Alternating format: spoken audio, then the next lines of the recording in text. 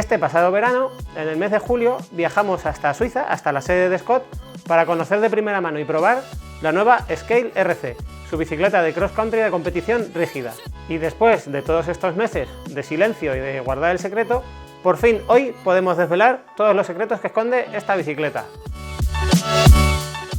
Y por cierto, un dato curioso sobre la Scale es que en España es el país donde más Scale se venden de todo el mundo, lo cual nos hace decir, sin mucho miedo a equivocarnos, que se trata de una presentación muy esperada. Se ha presentado en torno a 1 año y medio más o menos después que su hermana Spark y por tanto incorpora muchas de las novedades que ya vimos en este modelo y que también hemos ido viendo posteriormente en otras bicis como la Genius o la Lumen.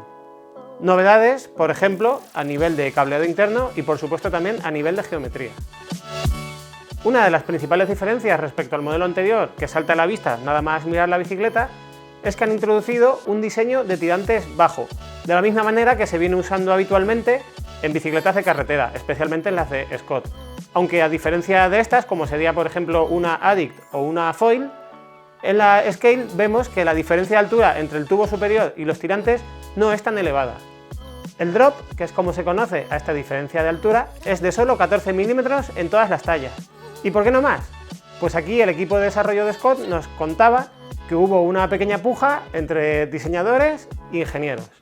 Por un lado, los primeros querían que esta diferencia fuese más grande, por un motivo de diseño de líneas y una estética más arriesgada y más agresiva, pero por otro lado, los ingenieros tenían claro que no buscaban eso porque se vería comprometida la comodidad.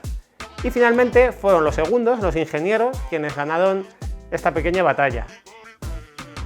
Gracias a que esta diferencia de altura no es muy elevada, el tubo de sillín aún tiene cierto grado de flexión vertical y hacia atrás de cara a filtrar las vibraciones y también de ofrecer un poquito de absorción extra.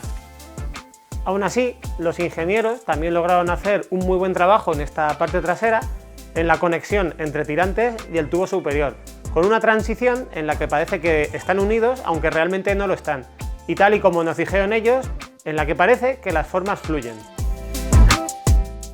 Si continuamos hacia la parte delantera, vemos que la unión entre el tubo superior y el tubo principal con la pipa de dirección es también muy limpia y muy sencilla, o tal y como dijo el jefe de diseño de Scott, es una parte de la bici que parece que está moldeada por el propio viento.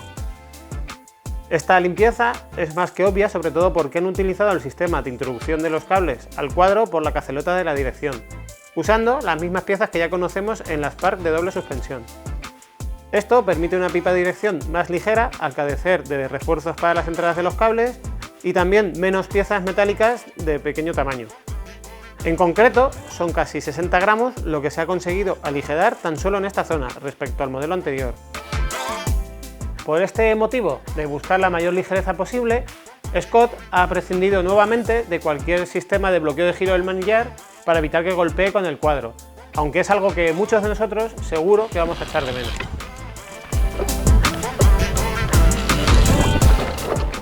Una curiosidad respecto a los anclajes de los portabidones es que en un invento tan antiguo como es la bicicleta, prácticamente nunca habíamos visto a ninguna marca evolucionar este sistema a lo más mínimo, aunque Scott ha pretendido por primera vez hacerlo. ¿Y qué ha hecho Scott?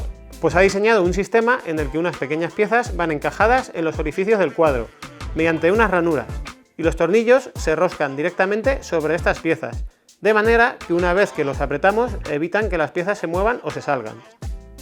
Con este sistema se logra un tubo más ligero que no necesita ni grandes refuerzos ni tampoco remaches, tal y como nos han contado los ingenieros. En la parte baja del pedalier tenemos una tapa para acceder al interior del cuadro, para poder manipular bien los cables desde dentro.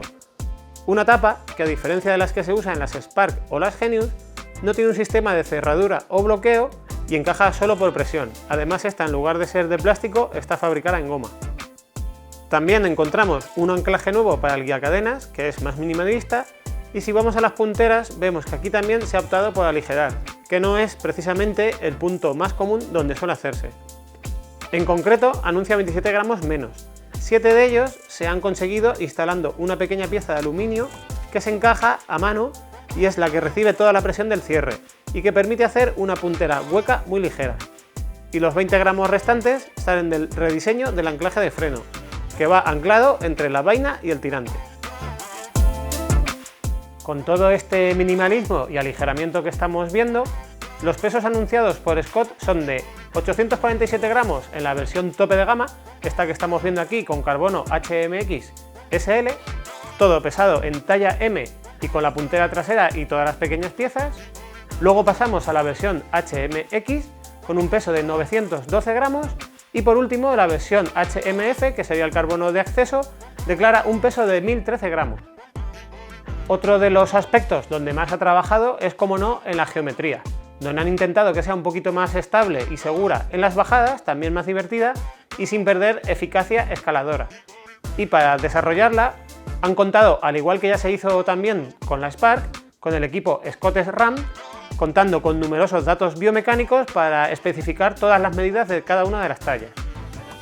El resultado de todo ello, como no, es que estamos ante una bicicleta más larga y más abierta de ángulo de dirección, con un alcance de 442 milímetros en talla M y un ángulo de dirección de 67 grados con 9, que no es excesivamente abierto.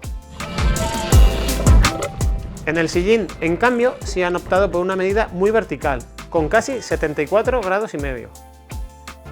En cuanto al recorrido de la horquilla, al contrario de lo que hemos estado viendo en las Scott Spark todo este tiempo, aquí Scott ha sido un poco más conservadora y ha optado por una medida de 100 milímetros.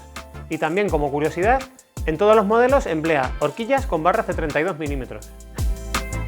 Y ahora que estoy hablando de la horquilla, como sorpresa final, Scott también ha desarrollado un nuevo modelo de horquilla rígida totalmente fabricada en carbono, para aquellos bikers que buscan el comportamiento más radical posible, tanto en las subidas como en las rutas pedaleadoras.